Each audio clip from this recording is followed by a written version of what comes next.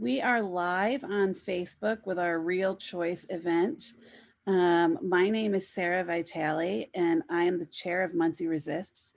I'm here with Eleanor Trawick, vice chair of Muncie Resists, Phil Bolt, outreach chair of Muncie Resists. You can't see Phil, he's there in the background to be working on any tech issues that might arise tonight. And our three guests, Megan Winter, Jean Marie Place, and Sue Arrington. And tonight is our second Real Choice event. So before we introduce the speakers and move forward with this afternoon's event, I wanted to say a little bit about what crisis or what we do at Muncie Resists and what this afternoon's event is. So I'm just making sure. Okay, let us. Oh, we have somebody waving in the comments, so I think that people can hear us. So let us know you're here. So Muncie Resists, our mission is to work at the state and local level to encourage a more progressive and inclusive future for Indiana through civic engagement and by pressuring elected officials to listen to their constituents. Muncie Resists engages in three types of activities. We host events on progressive issues, including town halls and teach-ins like this one. We engage in direct action, and we engage in voter education. So please visit us on Facebook, where you already are, or at www.muncieresists.org to learn more about how you can get involved. And if you're on our website, you can also see our progressive candidate questionnaire that Democrats in this Delaware County election and the primary have responded to, and you can learn more about the candidates running for office in Delaware County for those of you who are here from Delaware County. So tonight's event is the second of its kind. 2 years ago, we held our first Real Choice event, and we were fortunate to have Megan as a speaker then as well. Real Choice is an event that responds to another event, which took place virtually this year, today, which is the First Choice for Women's annual Walk for Life. First Choice for Women is a crisis pregnancy center, which we will learn more about in the next hour. Every year, it hosts a Walk for Life to raise money. Since many people don't know what crisis pregnancy centers really are, and therefore are unaware of their profoundly anti-choice agenda, we decided to hold an event about real choice, informing people about crisis pregnancy centers and reproductive health more generally. We have shared much information on our Facebook and Instagram pages today, and there's more information on our website. But for the next hour, we'll hear from three experts on both crisis pregnancy centers and reproductive health, and then we will take your questions. Feel free to post your questions in the chat whenever you think of them, and then Eleanor and I will present them to the speakers at the end of all three presentations. If you have a question addressed to a specific speaker, please indicate that. And now I'm going to hand it over to Eleanor, who will introduce our first speaker.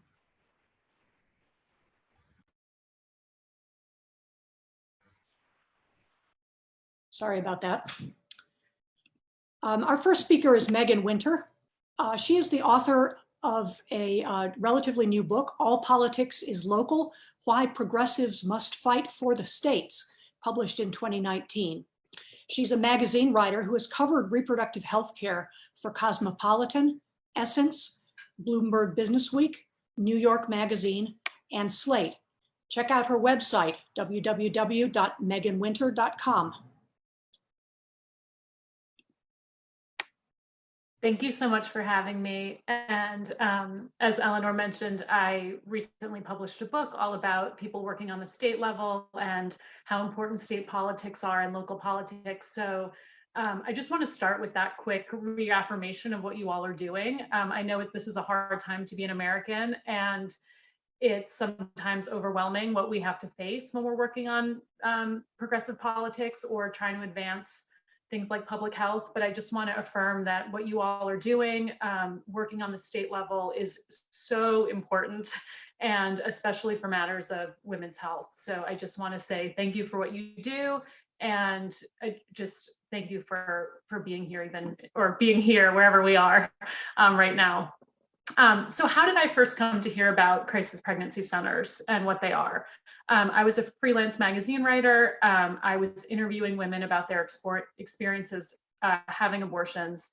And over again, women mentioned to me, unprompted, that they'd gone to these places where they had been persuaded not to have an abortion, or they were presented with misinformation.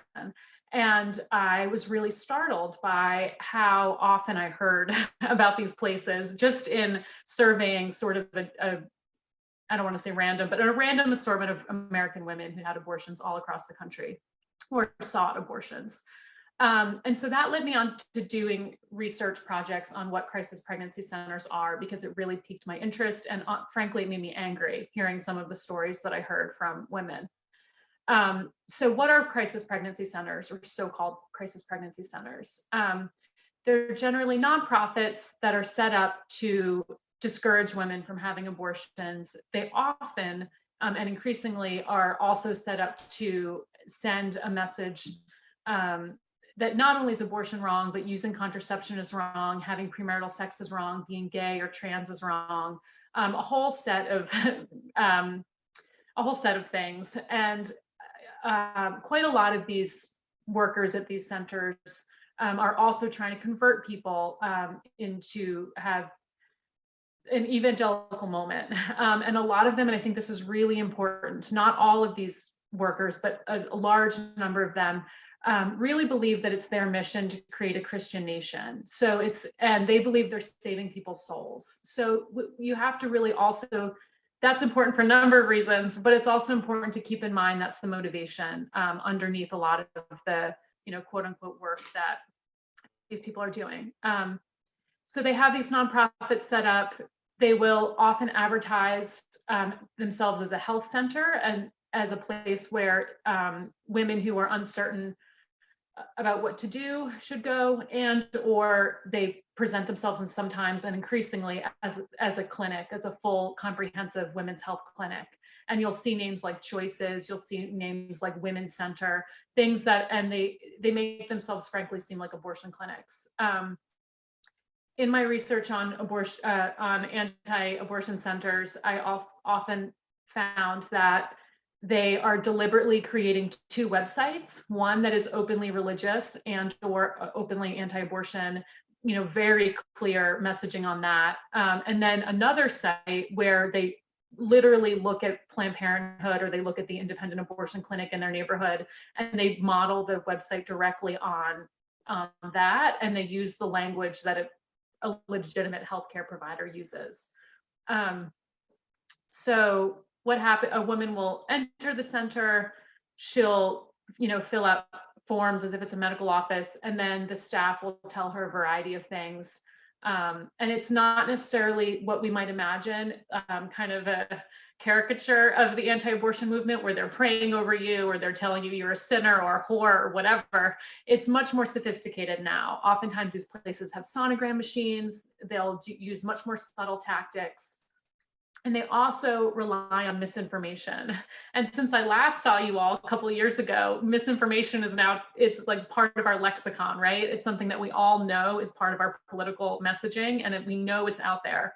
The anti-abortion movement has relied on misinformation and spin for a long time. And one of the things that happened that created this wave of anti-abortion centers is the anti-abortion movement realized they weren't gaining that much traction just focusing on the embryo or the fetus. That wasn't pulling people's heartstrings enough, right, to get them to actually be anti-abortion fully. So they needed to have this idea that abortion is bad for women. And that's a lot of the information that's being served up at these centers is something like, if you have an abortion, you're going to have trouble conceiving later in life. If you have an abortion, you're going to regret it for the rest of your life. Abortion, XYZ, all these problems.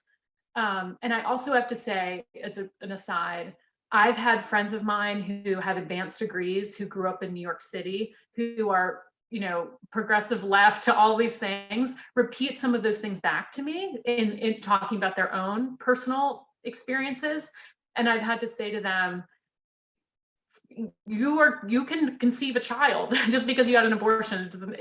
Abortion's totally safe if provided in especially first trimester abortion, safer than having the baby. So in most cases. So I just want to point that out, that these myths are so deep in our culture because there's so much shame around sexuality and around choosing abortion, that people are not, I mean, we all know this, but I just want to say it again. Like, there's nothing wrong with someone who believes these things, because these myths are so pervasive and so deep in us. Anyway, so those are some of the things that are being discussed in the pregnancy centers. Let me just look at my notes before I keep going on and on. Okay, so a couple points I want to make is these centers, they're not just like random church ladies. Okay, they're part of highly coordinated systems where people are receiving top-down training in terms of how to optimize search engines, how to be misleading. They're part of these large political entities that are doing things like, and you all know this better than me because you're in Indiana, but they're doing things like getting the state government to fund them. These crisis pregnancy centers are part of a long-term coordinated effort that is happening on the state level across the country, and they work in tandem with the anti-abortion laws. So that they have this veneer of like wonderful, loving church lady, but it's actually part of a much bigger political operation. That doesn't mean that the women working there aren't, following their moral compass and doing what they think is right, but it's not that. It's part of something much, much bigger, and it's and as I'm sure you know, the state of Indiana, for example, uses public funds for these centers. And they're more and more sophisticated. So those are, I'm trying to think of other points that I wanted to make. So there's several thousand of these centers across the country. They deliberately set up across the street from abortion clinics. They're increasingly using sonograms. They're increasingly having medical directors that are actual physicians or actual nurses, and they're increasingly getting funds. So this is like a new normal, and it's very hard for the women who visit these centers to have any legal recourse from the first place, because they may feel embarrassed to even tell someone that they've been there. And these, again, I attended a conference of one of these centers, a few years ago, and they were actually conference speakers who were talking about targeting poor, young, vulnerable people who don't have anywhere else to go. So this is not me like reading into this as some like, this is not my ideological axe to grind, that this is what's happening. It's, there's actual evidence that this is directly what they're doing. So I'm gonna, I think, wrap up there, and I'd be happy to answer questions later, especially something I've researched is how, how this plays into efforts on the state level. Oh, and speaking of that is, and this connects to what I said in my opening remarks, the anti-abortion movement has been working on the state level since the 70s, in large part because abortion was legalized on the state level to begin with.